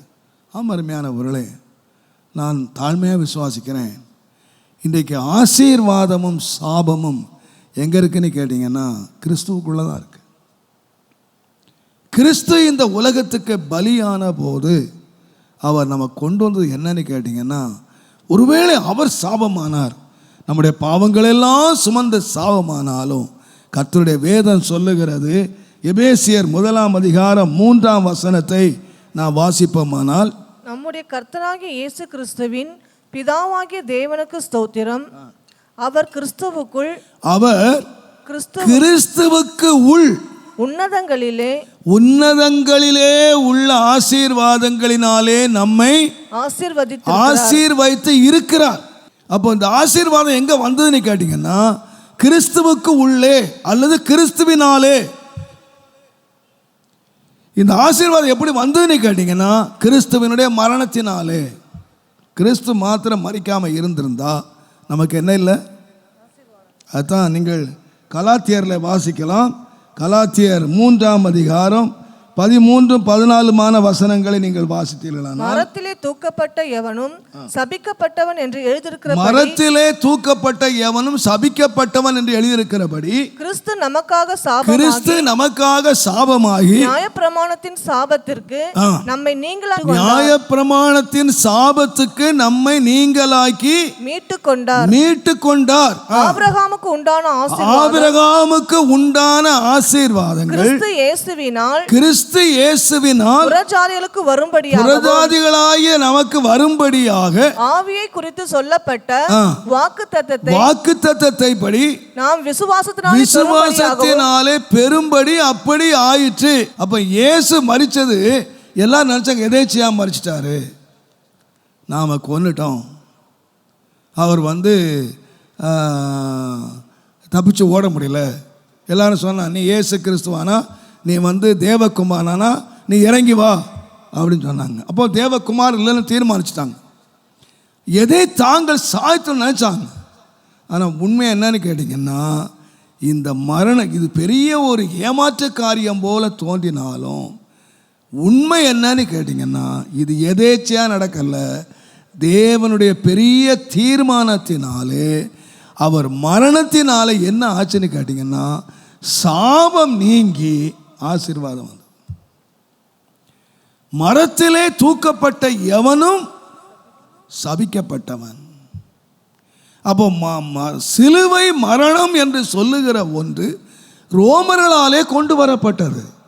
எத்தனையோ ஆண்டுகளுக்கு பின்பதாக மரத்திலே தூக்கப்படுகிற இந்த ரோமர்களாலே கொண்டு வரப்பட்டது. இப்போ ஆண்டவர் அன்றைக்கு சொன்னார், மரத்தில் தூக்கப்பட்ட எவனும் சபிக்கப்பட்டவன். இயேசு எதேச்சையாக சாகலை, மரத்திலே அவர் சபிக்கப்பட்டவனாக எல்லாரை போல இறந்திருக்கலாம். ஆனால் சபிக்கப்பட்டவராக அவர் மரித்து அப்போ இந்த மரணம் என்ன கொண்டு வந்துச்சு? ஆசீர்வாதத்தை கொண்டு வந்துச்சு. நம்முடைய பாவங்களையெல்லாம் சுமந்து கொண்டு நகர வாசலுக்குள்ளே வெளியே போய் தேவனுடைய நாமத்துக்கு மகிமை உண்டாவதாக நம்மை ஆசீர்வாதத்துக்குள்ளே கொண்டு வந்தது.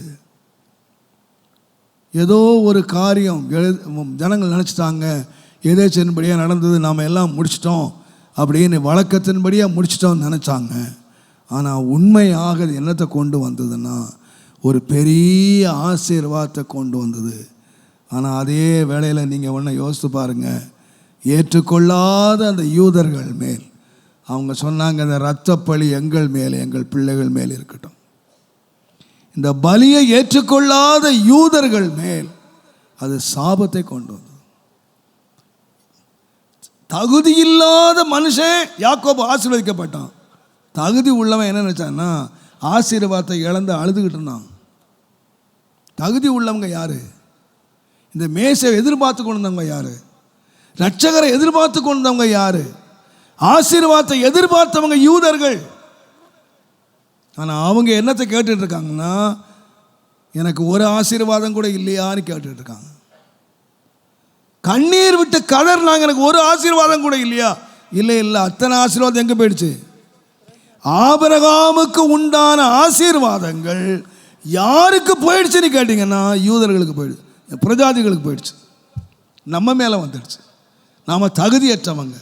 தகுதி உள்ளவர்கள் ரிஜெக்ட் பண்ணினாங்க, அது தள்ளுனாங்க. ஆனால் தகுதியற்ற நம்மேல் தேவன் தம்முடைய ஆசீர்வாதத்தை பொழிவதற்கு எதேச்சையாய் நடந்த ஒரு ஆட்டுக்குட்டியினுடைய மரணமாக அல்ல, இது தேவ தீர்மானத்தின்படி நடந்த ஒன்று.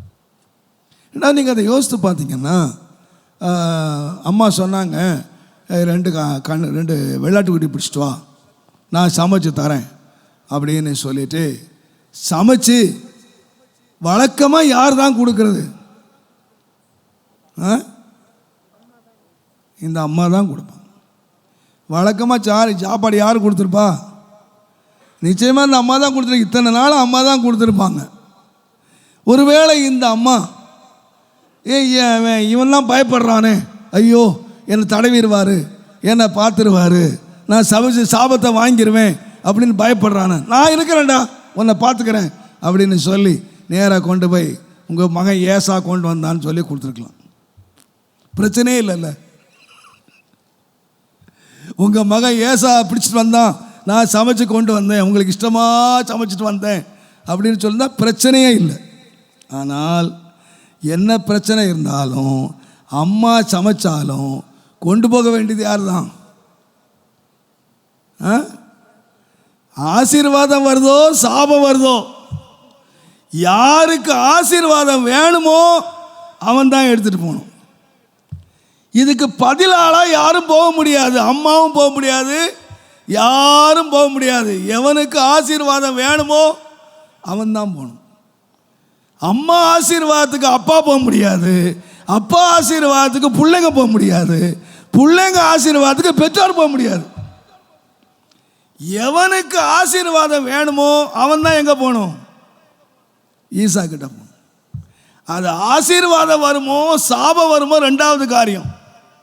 ஆனால் பிரச்சனையை சந்திக்க வேண்டியவன், பலியை கொண்டு போக வேண்டியவன் யாருன்னு கேட்டிங்கன்னா, எவனுக்கு ஆசீர்வாதம் வேணுமோ அவன் தான் கொண்டு போகணும். இன்றைக்கு சிலருக்கு ரொம்ப திருப்தி, என் மனைவி நல்லா ஜெபிக்கிறாங்க, இவர் நல்லா தூங்குறாரு. அவங்க ஜெபிச்சு ஜெபிச்சு ஆசீர்வாதத்தை கொண்டு வந்துடுவாங்க, இவர் தூங்கி தூங்கி எல்லாம் நாசமாகிட்டு உட்கார்ந்துருப்பார். ஆசீர்வாதம் யாருக்கு வேணுமோ அவங்க போகணும் தேவ சமூகத்துக்கு. ஆசீர்வாதத்தை இன்னொரு வாங்கி தர முடியாது. சிலர் சொல்கிற மாதிரி பாஸ்டர் எங்களை பரலோகத்துக்கு கொண்டு போயிடுவாருன்னா, பாஸ்டர் போகிறத கேரண்டி அப்போ அவர் கேட்கணும். இன்னைக்கு சிலர் நினைக்கிறோம் எங்கள் பாஸ்டர் எங்களை கொண்டு போயிடுவார். 6 லட்சம் பேரை வழி நடத்துகிற மோசையே போய் சேரலங்க, வேலைக்காரன் போயிட்டான், யோசுவா போயிட்டான், ஆனால் மோசையே போகல. இதெல்லாம் நமக்கு எச்சரிக்கை. நமக்கு தேவனோடு என்ன இருக்கணும்னு கேட்டிங்கன்னா, நமக்கு தொடர்பு இருக்கணும். கர்த்தருடைய வேதத்தை நீங்கள் பின்னால் வாசித்தீங்கன்னா, பிள்ளைக்காக அப்பா நிற்க முடியாது, அவன் செய்த பாவத்தை அவன் அனுபவிக்கும். அதுபோல் நம்முடைய ஆசீர்வாதத்துக்கு நாம் தான் நிற்கணும், கர்த்தர்கிட்ட போய் நிற்கணும். யாக்கோபுக்கு தெரிந்து பயந்து போனாலும் அவன் எப்படி போயிருப்பான்னு கேட்டிங்கன்னா, தைரியமாக போயிருக்க மாட்டான், பயந்து தான் போனான். என்ன ஆயிருமோ, அப்பா என்னை ஆசீர்வதிப்பாரோ, அப்பா என்னை தடவி பார்த்து என்னை சபிச்சிருவாரோ, அந்த ஒரு நடுக்கத்தோடு போனாங்க. அந்த நடுக்கம் என்ன ஆச்சுன்னு கேட்டிங்கன்னா, ஒரு பெரிய ஆசீர்வாதத்தை கொண்டு வந்துச்சு. நான் சொல்லுவேன், ஒரு மனுஷனுக்கு முன்பதாக ஒரு பயத்தோடு போய் ஆசீர்வாதத்தை சுதந்திரிச்சிருப்பான், தகப்பனுக்கு முன்பாக ஒரு ஆசீர்வாதத்தை சுதந்திரிச்சிருப்பான் அப்படின்னா, நம்முடைய ஆவிக்குரிய வாழ்க்கையிலையும் பலி என்று சொல்லுகிறது, உறவு என்று சொல்லுகிறது, நாம் கர்த்தரோடு நமக்குள்ள ஐக்கியத்தை காட்டு, நமக்கு தனிப்பட்ட முறையில் தேவனோடு தொடர்பு இருக்கணும். தனிப்பட்ட முறையில் தேவன் நம்மை ஆசீர்வதிக்கிற ஆசீர்வாதங்கள் இருக்கணும். நாம் நம்மை ஆசீர்வாதத்துக்கு பாத்திரவான்களாக நாம் வச்சுக்கணும். நம்முடைய ஆசீர்வாதத்துக்கு மனைவி கேரண்டி இல்லை, நம்முடைய ஆசீர்வாதத்துக்கு புருஷன் கேரண்டி இல்லை, நம்முடைய ஆசீர்வாதத்துக்கு பெற்றோர் கேரண்டி இல்லை, நம்முடைய ஆசீர்வாதத்துக்கு பிள்ளைகள் கேரண்டி இல்லை. எவ்ரி பர்சன், ஒவ்வொரு தனி மனிதனும் தேவனால் சந்திக்கப்படுவதற்கும் தேவனால் ஆசீர்வதிக்கப்படுவதற்கும் தன்னை தகுதியாக வைத்து கொள்ள வேண்டும்.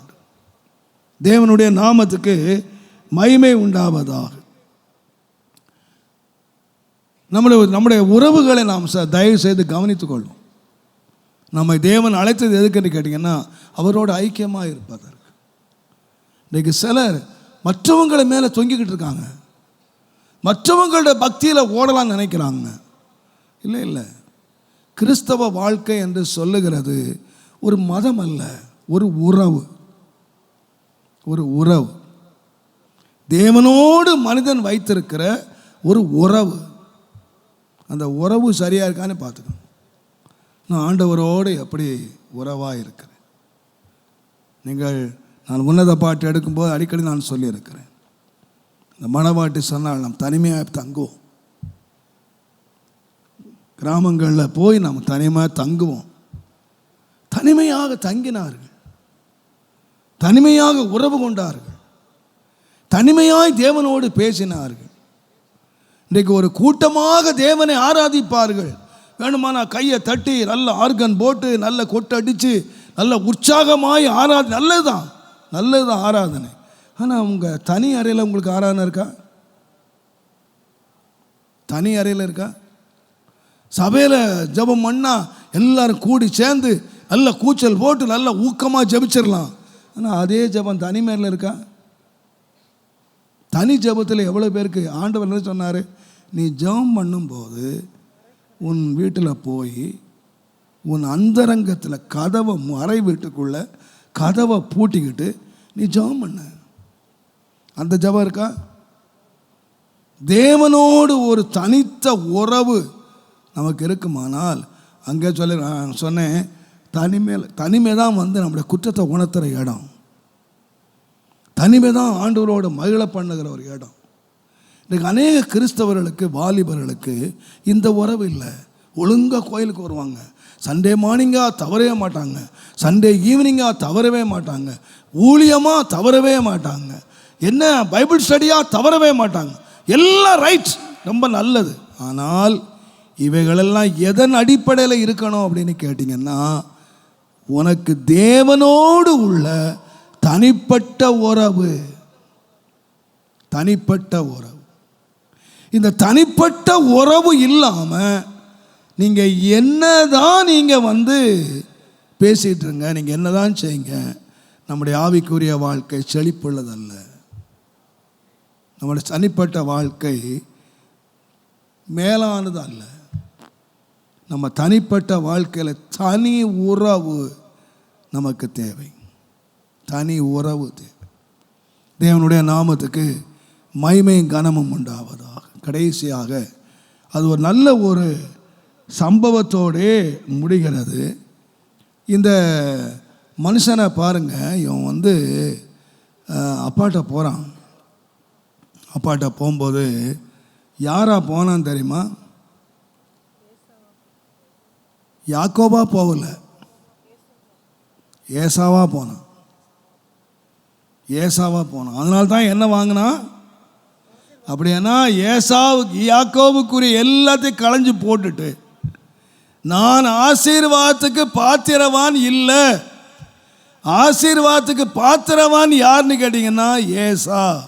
அப்போ இவன் என்னத்தை மாற்றிக்கிட்டான்னு சொன்னீங்கன்னா, நம்ம யாக்கோபு யாரா போனான்னு சொன்னீங்கன்னா, ஆசீர்வாதத்துக்கு தகுதி உள்ளவனாக ஆக்கிட்டு போனான். இவன் மாத்திரம் யாக்கோபா ட்ரெஸ் போட்டு போயிருந்தான்னா, அப்பா தடவி பார்த்து என்னத்தை உண்டாக்கியிருப்பாரு? சாபத்தை உண்டாக்கியிருப்பார். இப்போ இவன் உள்ளத்தில் ஒரு பெரிய மாற்றம் வந்திருக்கு. நம்ம யார்? நான் நினைக்கிறேன் எல்லாத்தையும் மாற்றி நினைக்கிறேன். பேச்சை மாற்றிக்கிட்டான், பேச்சை கண்டுபிடிச்சிட்டா கூட மாற்றிக்கிட்டான், எப்படியோ ட்ரெஸ்ஸை மாற்றிக்கிட்டான், எல்லாத்தையும் மாற்றிக்கிட்டு அப்பா முன்னால் ஆசீர்வாதத்துக்கு தன்னை தகுதி உள்ளவனாக அவன் மாற்றிக்கிட்டு தான் போனான். அவனுக்கு நிச்சயமாக யாக்கோவா போகலை. அவன் யாக்கோவா போயிருந்தான் நிச்சயமாக ஆசீர்வதிக்கப்பட்டிருக்க மாட்டான். ஒரு பெரிய மாற்றத்தோடு போனான். பாருங்கள், ஒரு மனுஷன் ஆசீர்வதிக்கிறதுக்கு ஒரு மாற்றத்தோடு போனான். ஆனால் இதே யாக்கோவை பின்னால் தேவன் ஆசீர்வதிச்சார்னு எழுதியிருக்கு. எங்கன்னு கேட்டிங்கன்னா, 3வது பலி. அவன் ஆதியாகமத்தின் புஸ்தகம் 35ஆம் அதிகாரம். தேவனுடைய நாமத்துக்கு மகிமை உண்டாவதாக. 9ஆம் வசனம் பாருங்க. யாக்கோபு பதான் அராமிலிருந்து வந்த பின்பு தேவன் அவனுக்கு மறுபடியும் தரிசனமாகி அவனை ஆசீர்வதித்து, தேவன் அவனை ஆசீர்வதித்து, இப்பொழுது உன் பேர் யாக்கோபு அல்ல, இனி இஸ்ரவேல். தேவன் அவனை ஆசீர்வதித்தார். இப்போ ஆசீர்வாதத்துக்கு அவன் தேவன் ஆசீர்வதிக்கு முன்னதாக ஒரு சம்பவம் நடந்திருக்கு, ஒரு மாற்றம் நடந்திருக்கு. என்னன்னு கேட்டிங்கன்னா, இது வரைக்கும் நடந்து வந்தார். 35ஆம் அதிகாரத்தை நீங்கள் முதலாவது வாசித்தீங்கன்னா, தேவன் யாக்கோபை நோக்கி நீ எங்கே போ என்று சொன்னால், நீ எனக்கு பொருத்தனை பண்ணின பாரு பெத்தேல், அங்கே போய் நீ எனக்கு பலியிடுன்னு சொன்னார். ஆண்டவர் பலி செலுத்த வேண்டிய இடம், அவனுக்கு பழைய பொருத்தனை எல்லாத்தையும் ஞாபகப்படுத்தி நீ பெத்தேலுக்கு போ அப்படின்னு சொன்னார். என்னதான் செய்ய சொன்னார்? பெத்தேலில் போய் என்ன செய், எனக்கு முகத்துக்கு முன்பாக விலகி ஓடுகிற போது உனக்கு தரிசனமான தேவனுக்கு அங்கே ஒரு பலிபீடத்தை உண்டாக்கு. 2ஆம் வசனம் பாருங்க. அப்பொழுது யாக்கோபு தன் வீட்டாரையும் தன்னோட கூட இருந்த மற்ற அனைவரையும் நோக்கி, உங்களிடத்திலே இருக்கிற அந்நிய தெய்வங்களை விலக்கி போட்டு உங்களை சுத்தம் பண்ணி கொண்டு என்னத்தை மாற்றுங்க? 3 காரியம் செய்யணுமா. 1, நீ இப்போ எங்கே போகல, நம்ம எனக்கு தரிசனமான தேவனுக்கு பலி செலுத்த போகிறோம். அங்கே போகிறதுக்கு நீ 3 செலுத்தணும். என்ன செய்யணும்னு கேட்டிங்கன்னா, அந்நிய தெய்வங்களை விலக்கணும், உங்களை சுத்தம் பண்ணணும், உங்கள் ட்ரெஸ்ஸே மாற்றணும். அப்போ இதுவரைக்கும் இருக்க ட்ரெஸ் எங்கே உதவாது சொல்லுங்க? தேவன் சொல்லுகிற ஆராதனை பலி போடுறதுக்கு உன் ட்ரெஸ்ஸை மாற்றணும். யாக்கோபு மாற்றிட்டான் ட்ரெஸ்ஸை, ஏசா ட்ரெஸ்ஸை போட்டுக்கிட்டான், ஆசீர்வாதத்துக்கு பாத்திரவனை மாற்றிக்கிட்டான், தன்னை சுத்தம் பண்ணிக்கிட்டான். தேவனுடைய நாமத்துக்கு மகிமை உண்டாவதாக.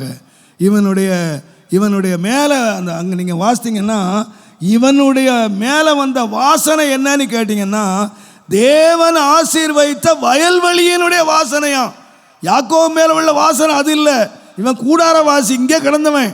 ஆனால் ஏசா தான் காடு கரையெல்லாம் அலைஞ்சு வயல்வெளியெல்லாம் அலைஞ்சு இவன் மேலே தான் என்ன வாசனை வந்தது? வயல்வெளியின் வாசனை ஏசா மேலே. அதில் யாக்கோபு மேலே இருந்த அவன் மந்தைக்குள்ளே கிடந்து மந்தைக்குள்ளே ஆட்டுக்கு வாசனை வந்திருக்கும், மந்தையினுடைய வாசனை தான் வந்திருக்கும். ஆனால் இப்போ வாசனையை மாற்றணும், ட்ரெஸ்ஸை மாற்றணும், பேச்சை மாற்றணும், எல்லாம் மாற்றிட்டு தான் அப்பாட்ட வந்தான். இப்போ பலிபீடத்திலே தேவன் பலி செலுத்த போகும்போதும் யாக்கோபு 3 மாற்றத்தை செய்கிறான். ஒன்று, அந்நிய தெய்வங்களை விலக்கு. அப்போ இதுவரைக்கும் அவன் ஆண்டவரோட போராடி இருக்கிறான், ஆண்டவர் அவனை ஆசீர்வதிச்சிருக்கிறாரு. கர்த்தர் என்னை ஆசீர்வதித்தால் ஒழிய விடமாட்டேன் அப்படின்னு சொல்லியிருக்கான். கர்த்தர் அவனை தொட்டு நடச்சமெல்லாம் எல்லாம் தொடச்சமெல்லாம் சொத்தாரு. பிள்ளைங்கள் எல்லா ஜெயத்தை எடுத்தாங்க. ஆனால் கடைசி ஆண்டவர் அவனை கொண்டு போகிற பலிபீடத்தண்டை வரும்பொழுது அவன் கர்த்தர் அவனை ஆசீர்வதித்து, இப்போ நீ யாராக இருக்க மாட்டேன்னு சொன்னால் இனி நீ யாக்கோபா இருக்க மாட்ட, இனி இஸ்ரவேல் நீ என்னுடைய மகனாக இருப்ப அப்படின்னு எங்கே ஆண்டவர் சொன்னார்னா அவன் 3 காரியங்களை செய்தான். ஒன்று, விக்கிரங்களை விலக்கினான். நான் யோசித்து பார்த்தேன், அப்போ இத்தனை வருஷம் அவருடைய பிரயாணத்தில் என்ன இருந்துச்சு? அந்நிய விக்கிரகங்கள். ஏன்னு கேட்டால் இப்போ இவர் கூட இவர் போகும்போது எப்படி போனார்? ஒரே ஆள் தான், கோலும் தடியும் ஒரே ஆள் தான். ஆனால் திரும்பி வரும்போது இப்போ யார் வரலான்னு கேட்டிங்கன்னா 4 மனைவி, 12 பிள்ளைங்க, மந்தை மேய்க்கிறதுக்கு வேலைக்காரி. இவங்கெல்லாம் யார்? இந்த வேலைக்காரெல்லாம் யார்? ரட்சிக்கப்படாத விக்கிரகாரன். அங்கிருந்து தானே கூட்டு வராரு. லாபான் விக்கிரகாரன் அங்கிருந்து தான் கூட்டு வராரு. இவர் ஒருத்தர் தான் ரட்சிக்கப்பட்டவர், மற்ற எல்லாம் யாரு? ஈவன் நான் சொல்லுவேன், ராகேல் கூட ரட்சிக்கப்படல. இவர் தானே, இவரை கட்டிக்கிட்டாங்க, அவ்வளோதான். இப்போ வர்ற கும்பலெல்லாம் என்ன கும்பல் அப்படின்னு கேட்டிங்கன்னா எல்லாம் விக்கிரகார கும்பல். ஆனால் தான் ராகேல் வந்து இவங்க அப்பாவு இங்கே கானானுக்கு வர்றதுக்கு முன்னால் அவங்க அப்பாவுடைய விக்கிரகத்துக்கு உள்ளே வச்சுக்கிட்டா. ஏன்னா அவள் விக்கிரகாரக்காரி. அந்த விக்கிரகாரக்காரி விக்கிரகத்தை வச்சுக்கிட்டா. லாபான் விரட்டிட்டு வரான், வந்து கேட்குறான், நீ போகிறன்னா போ, என் விக்கிரகத்தை எடுத்துகிட்டு போகிற அப்படின்னு கேட்டான். ஓம் விக்கிரகத்தை நான் எங்கே எடுத்தேன், தேடிப்பார். எல்லாம் தேடி பார்த்தான். நல்ல அருமையான சகோதரி ராகேல், என்ன புத்தியாக பண்ணா பாருங்க. அழகாக ஒட்டத்தை சேனத்துக்குள்ளே வச்சுக்கிட்டு மேலே ஏறி உட்கார்ந்துட்டு சொன்னால் ஸ்திரீகளுக்குள்ள வழிபாடு எனக்கு ஆயிடுச்சு, ஆனால் நான் எழுத முடியாது. அவரு தேடி பார்த்து இல்லைன்னு போயிட்டார். யாக்கோபுக்கு தெரியாது உள்ள விக்கிரகம் இருக்குன்னு, அப்பாவுக்கு தெரியாது விக்கிரகம் இருக்குன்னு, கூட வந்த ஒருத்தனுக்கு தெரியாது விக்கிரகம் இருக்குன்னு. ஆனால் யாருக்கு தெரியும்? விக்கிரகத்தை வச்சிருக்கிற அம்மாவுக்கு தெரியும், நான் விக்கிரகத்தோடு தான் இருக்கிறேன்.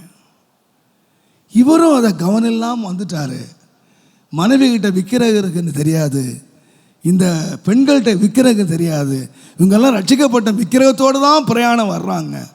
ஆனால் தேவனுக்கு பலி செலுத்த முன்பதாக எதை விளக்கணும் அப்படின்னு கேட்டிங்கன்னா விக்கிரகங்களை விளக்காமல் கர்த்தருடைய ஆசீர்வாதம் வராது. இங்கே வேதம் சொல்லுகிறது, நீங்கள் பின்னால் ரொம்ப நல்ல அழகாக இருக்குது. ஆதியாகமத்தின் புஸ்தகம் தயவு செய்து 35ஆம் அதிகாரம் 4ஆம் வசனம் பாருங்க. அப்பொழுது அவர்கள் தங்கள் கையில் இருந்த எல்லா அந்நிய தெய்வங்களையும் தங்கள் காதணிகளையும் நான் சொல்லலை. பலிபீடத்துக்கு வரப்போ என்ன கழிச்சு கொடுத்தாங்களா? இவன் கேட்டது என்னது? தெய்வங்களை விளக்குன்னா. ஆனால் இவங்க அந்நிய தெய்வத்தையும் கொடுத்தாங்க. இது வரைக்கும் காதில் போட்டதே கழிச்சிட்டாங்க. அப்போ காதில் போட்டிருக்க அணி என்னது? நான் சொல்லலை, நீங்கள் வீட்டில் போய் ஜெபம் பண்ணுங்க. அந்நிய தெய்வங்களை விளக்கு நம்ம பலி செலுத்துவோம் அப்படின்னு சொன்னால் அவங்க தெய்வங்களை மாத்திரம் போடலை, எதையும் போட்டாங்க அப்படின்னா காதில் உள்ளதையும் கழிச்சிட்டாங்க. அப்போ காதில் உள்ளது என்னது? ஏசுநாதர் இல்லை, காதில் உள்ளது அந்நிய தெய்வங்கள். அந்நிய தெய்வங்கள் அதை கழிச்சிட்டாங்க. அதை கொண்டு போய் என்ன செய்தான்னு கேட்டிங்கன்னா, வித்தான் இல்லை, போச்சுட்டான். எல்லாத்தையும் கொண்டு போய் போச்சுட்டான். யாராவது மந்திரவாதியை கூப்பிட்டு புதையல் தேடலாம், அங்கே போய் தேடுங்க, எல்லாம் நிறைய கிடைக்கும். வேதத்தின்படி எங்கே புதைச்சாலி தேடி கண்டுபிடிச்சி அகழ்வாராய்ச்சி எல்லாம் போனீங்கன்னா அங்கே கிடைக்கும். நல்ல ஆழமாக தோண்டிட்டான்னு நினைக்கிறேன் அந்த ஆள். லேசாக மேலே ஓட்டு தோண்டிருக்க மாட்டான், நல்ல ஆழமாக தோண்டி இனிமேல் நரிகிரி ஒன்று கூட தோண்டி எடுத்துடாம எல்லாத்துக்கும் ஆழமாக போச்சுட்டான்.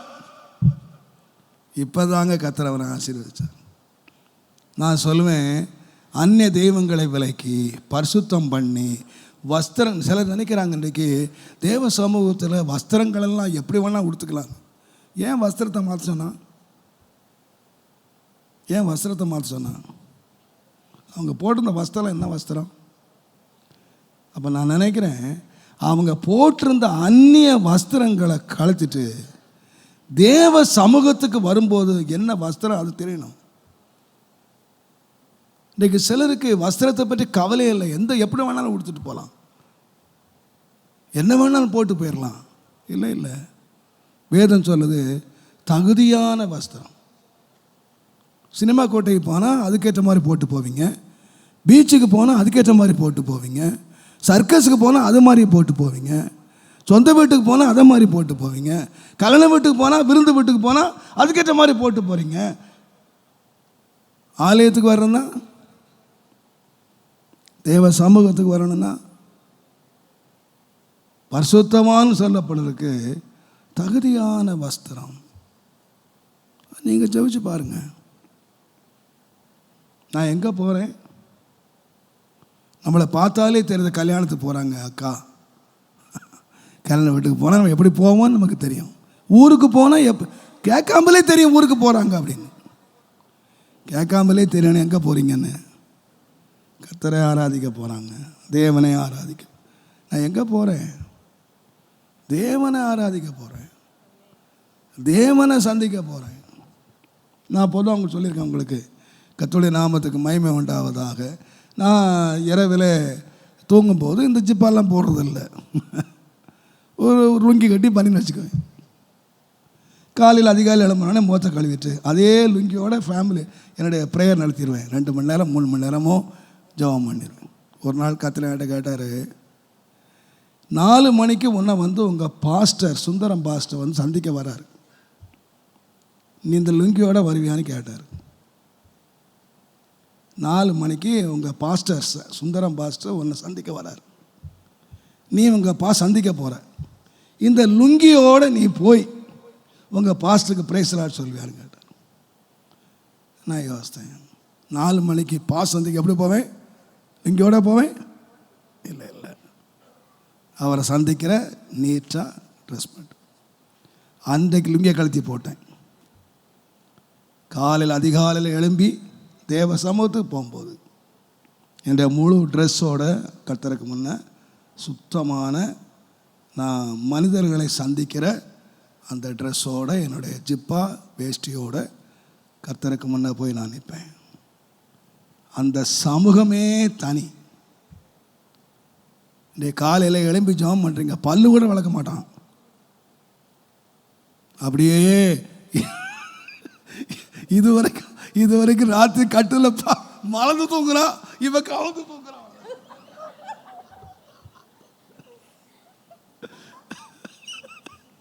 சிலரை பாருங்க முழங்காலே நான் சில வேளை எழுப்பி எப்போ ஒழுங்கா தூங்கப்பா காலா. அதனால தான் சங்கீதக்காரன் சொன்னா, தேவ சமூகத்தில் எப்படி வருவேன்? ஆயத்தமாகி காத்திருப்பேன். தேவ சமூகத்தில் ஆயத்தம். கர்த்தர் சமூகத்துக்கு போகிறதுக்கு ஒரு ஆயத்தம் இருக்குங்க. அதுக்கு யாக்கோபு சொன்னான், வஸ்திரத்தை மாற்று, சுத்தம் பண்ணு, காதில் கிடக்கிறத கழுத்து. நான் சொல்லுவேன், இங்கேயும் கவனிங்க, வெளியே என்ற ஒரு வசனத்தை நான் உங்களுக்கு வாசித்துறேன். நான் நேரம் இல்லை, வசனத்தை மட்டும் வாசித்து முடிச்சிடுறேன். நீங்கள் விளக்கமாக நல்லா அமைதியாக உட்கார்ந்து நீங்கள் வீட்டில் போய் வாசிங்க. ஏசாயா தீர்க்கதரிசியின் புஸ்தகம் தயவு செய்து 3ஆம் அதிகாரம் 16ஆம் வசனத்தை பாருங்க. பின்னும் கர்த்தர் சொல்லுகிறதாவது, சீயோன் குமாரத்திகள் அகந்தியாய் இருந்து கழுத்தை நெரித்து நடந்து கண்களால் மருட்டி பார்த்து. யாரு? பெந்தகோஸ்து குமாரத்தி. சீயோன் குமாரத்தின்றது பரலோகத்துக்கு ரெடி ஆகிட்டவங்க, சீயோனுக்கு போகிறவங்க, மகிமையில் பிரவேசிக்க போகிறவங்க. அவங்க எப்படி நடந்தாங்களாம்?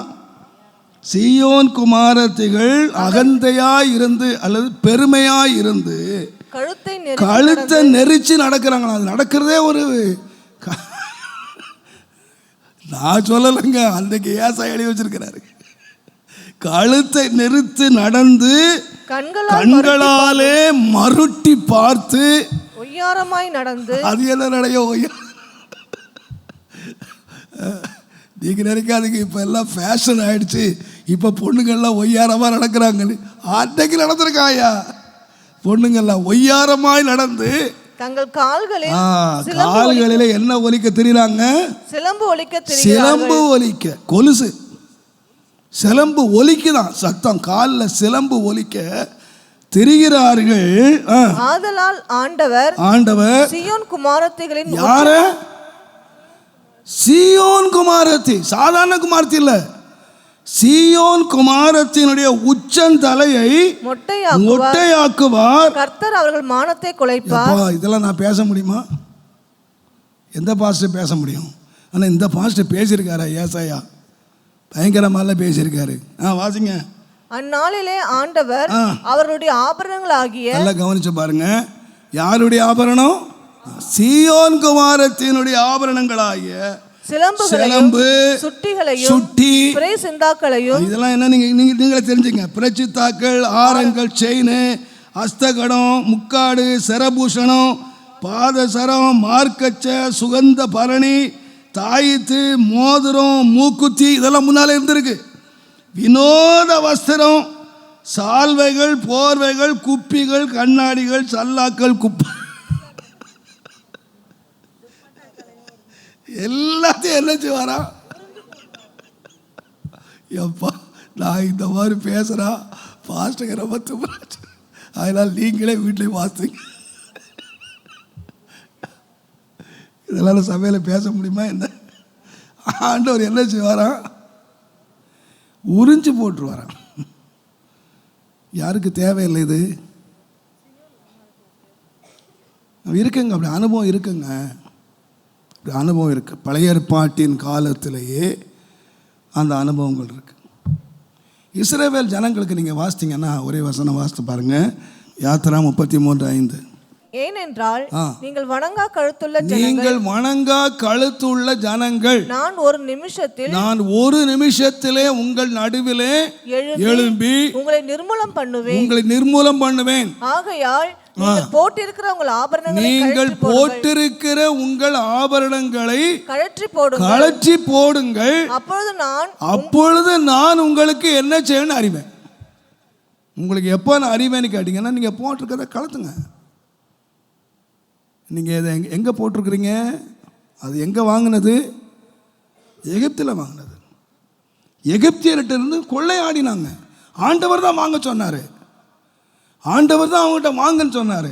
ஆனால் வாங்க சொன்னாரே தவிர போட சொல்லலை. அவருடைய சம்பளத்துக்காக அந்த பொண்ணை வாங்க சொன்னார். அதை நீங்கள் போட்டு அழகுபடுத்த சொல்லலை. அது யாருக்கு உள்ளதுன்னா எகிப்தியருக்கு உரியது. அது யாருக்கு உரியது இல்லைன்னு சொன்னால் சீயோன் குமாரத்துக்கு உள்ளது இல்லை. ஆகையினால தான் சீயோன் குமாரத்திகள் பலிபீடத்தண்டையில் வரும்போது யாக்கோபு சொன்னா எல்லாம் கலத்து, எல்லாத்தையும் புதைங்க. இப்போ ஆண்டவர் சொல்கிறார், நீ யாராக இருப்பான்னா இனிமேல் நீ இஸ்ரவேலாக இருப்பாய், நான் உன் தேவனாக இருப்பேன். நான் சொல்கிற அருமையானவர்களே, பழைய ஏற்பாட்டின் காலத்தில் அது நிழலாட்டமாய் இருந்த ஒன்று இந்த புதிய ஏற்பாட்டின் காலத்தில் நிழலாய் அல்ல பொருளாய் நாம் அனுபவிக்கிறதுக்கு தேவன் உதவி செய்திருக்கிறார். ஒரு சரித்திர சம்பந்தமாக எல்லாத்தையும் வாசிட்டு போயிடாதீங்க. எல்லாமே எங்கே இருக்குன்னு கேட்டிங்கன்னா ஒரு நிறைவேறுகிற பொருளாய் அடங்கி இருக்கிறது. கர்த்தர் நம்மை ஆசீர்வதிப்பாராக.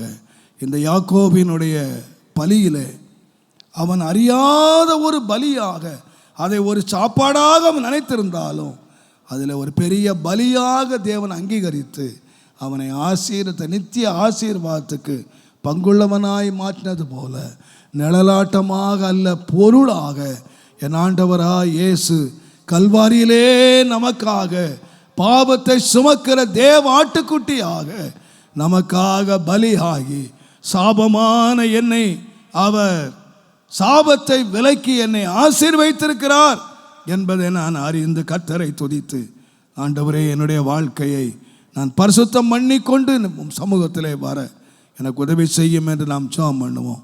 எங்கள் அன்பின் ஆண்டவரே, நன்றியோடு நாங்கள் உம்மை ஸ்தோத்திரிக்கிறோம். கர்த்தருடைய மேலான கிருபைக்காக நன்றி. பரிசுத்த ஆவியானவருடைய பூரண கிருபை சம்பூர்ணமாய் இறங்கி தம்முடைய ஜீவனை விளங்க பண்ணி எங்கள் அருமை தகப்பனே தம்முடைய நாமத்தை உயர்த்தும்படி நாங்கள் வேண்டிக் கொள்ளுகிறோம். இந்த யாக்கோபினுடைய பலியில் எங்களுக்கு கொடுத்த சத்தியத்துக்காக உமக்கு ஸ்தோத்திரம். இதை நாங்கள் அறிந்து இதை நாங்கள் பின்பற்றி ஆண்டவரே நாங்கள் உண்மையாக உம்மால் ஆசீர்வதிக்கப்பட, அன்றைக்கு ஒரு தகப்பனால் ஆசீர்வதிக்கப்படுவதற்கு ஒரு பலியை செலுத்த வேண்டியதாக இருந்தது போல தகப்பனாகி உம்மாலே நாங்கள் ஆசீர்வதிக்கப்படுவதற்கு எங்கள் வாழ்க்கை பலி செலுத்துகிற ஒரு வாழ்க்கையாக எங்கள் வாழ்க்கையிற்கு உதவி செய்யும். பலி இல்லாமல் ஒரு சாப நிவர்த்தி இல்லை, பலி இல்லாமல் ஆசீர்வாதம் இல்லை என்பதை அறிந்து எங்கள் வாழ்க்கை ஒரு பலியான வாழ்க்கையாய் மாற அனுக்கிரகம் பண்ணும் நடத்தும். இயேசுவின் நாமத்தில் பிதாவே.